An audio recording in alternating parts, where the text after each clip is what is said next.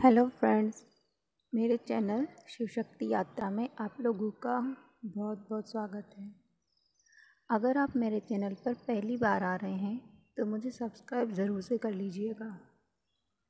और अगर आप मुझे कंटिन्यू सुन रहे हैं, मुझसे जुड़े हुए हैं, तो आपको थैंक यू सो मच। तो आज मैं इस टॉपिक पर बात करना चाहूँगी कि कुंडलिनी अवेकनिंग पेनफुल क्यों होती है। तो मैंने जैसा कि बताया है कि कुंडलिनी शक्ति एक फेमिनाइन एनर्जी है जो अपने शिव से मिलन के लिए उठती है, जो कि 7 चक्रास के माध्यम से होते हुए ऊपर की तरफ फ्लो करती है। ठीक है, ये इतनी पावरफुल एनर्जी होती है कि ये धीरे धीरे उठती है और सबसे पहले इस एनर्जी को बॉडी एब्जॉर्ब कर सके या एडजस्ट कर सके, उसके लिए पहले शरीर को तैयार किया जाता है। कुंडलिनी शक्ति कभी भी एक साथ ऊपर की तरफ नहीं उठती कि झटके से कुंडलिनी अवेकनिंग हो जाए, ऐसा नहीं होता है। सबसे पहले इसके लिए बॉडी को तैयार किया जाता है, क्योंकि हमारी बॉडी इस एनर्जी को एक साथ एब्जॉर्ब नहीं कर सकती, इस एनर्जी को एडजस्ट नहीं कर सकती। अगर झटके से ये हो जाए तो सारे ऑर्गन्स उस एनर्जी से जल जाएंगे। ठीक है, तो ये एक बहुत ही प्योर एनर्जी होती है और जैसे जैसे ये चक्रास के थ्रू ऊपर बढ़ती है तो उस चक्रास से रिलेटेड जितने भी ऑर्गन्स होते हैं उन ऑर्गन्स का न्यू एनर्जी के साथ न्यू फॉर्मेशन होता है। और उनसे रिलेटेड, उन ऑर्गन से रिलेटेड जितनी भी पुरानी डिजीज़ होती हैं, चाहे वो हमारे ब्लड में हो, चाहे वो जेनेटिक डिसऑर्डर हो, चाहे किसी भी तरीके का इमोशनल, फिज़िकल और मेंटल ट्रॉमा हो, उस चक्रास से रिलेटेड चीज़ों को वो साफ़ करते हुए ऊपर की तरफ बढ़ती है। इसी वजह से ये पेनफुल हो सकता है, क्योंकि जब पुरानी चीज़ें क्लियर होती है, चाहे वो इमोशनल लेवल पर हो या हमारी कोई बहुत पुरानी बीमारी हो, तो वो पहले सरफेस होती है। और जब सरफेस होती है तो पेन तो होगा, और वो उसे हमेशा के लिए क्लियर करने के लिए सरफेस होती है, ताकि वो आगे कभी भी कोई प्रॉब्लम क्रिएट नहीं करे।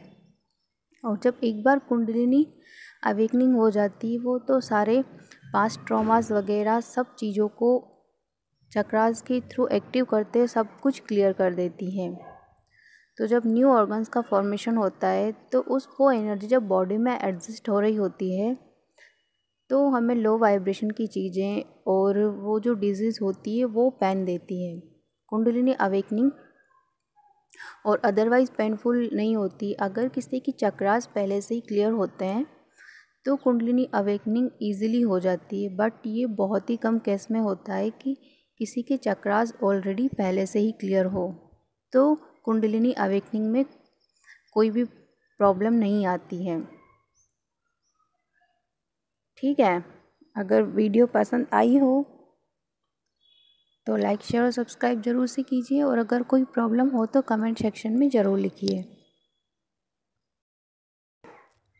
किसी सब्सक्राइबर ने मुझे कमेंट करके पूछा था कि क्या उम्र के पड़ाव के साथ इच्छाएं ख़त्म हो जाती हैं। तो मैं इस क्वेश्चन का आंसर इसी के लास्ट में दे देती हूँ कि ऐसा नहीं होता है। उम्र के पड़ाव के साथ या उम्र ख़त्म होते होते भी इच्छाओं की कभी समाप्ति नहीं होती है। इच्छाएं तभी समाप्त होती है जब हम खुद पर काम कर रहे होते हैं और हम उन चीज़ों को कंट्रोल कर रहे होते हैं। तो जिसने क्वेश्चन पूछा था वो कंटिन्यू 1 महीने से मेडिटेशन की प्रैक्टिस कर रहे हैं। तो आप खुद रियलाइज़ कर सकते हैं कि 1 मंथ पहले और अब में आप में क्या चेंजेस आया है और पहले आप क्या थे। तो ये जो भी हो रहा है वो आपकी प्रैक्टिस की वजह से हो रहा है, और जो भी चेंजेस आ रहे हैं आप में वो उसी की वजह से आ रहे हैं। ये आपकी अपनी मेहनत है जो आपको इस कंडीशन में ले आई है। बाकी इच्छाओं को कंट्रोल करना इंसान के बस में नहीं होता है जब तक वो खुद पर काम ना करें। और अगर इच्छाएं सभी की ऑटोमेटिक ख़त्म हो जाती तो हर इंसान जीवन से ऑटोमेटिक मुक्त हो जाता, बट ऐसा नहीं है। आप कभी किसी बूढ़े इंसान से भी पूछ के देख लेना कि चाहे वो मरने की कगार पर हो फिर भी वो मरना नहीं चाहेगा, वो और जीना चाहेगा। ये क्या है? ये इंसान की इच्छा ही है, मोह है, माया है, जो कभी ना ख़त्म होता है, ख़त्म नहीं हो सकता। ठीक है, तो ये आपकी अपनी खुद की प्रैक्टिस है।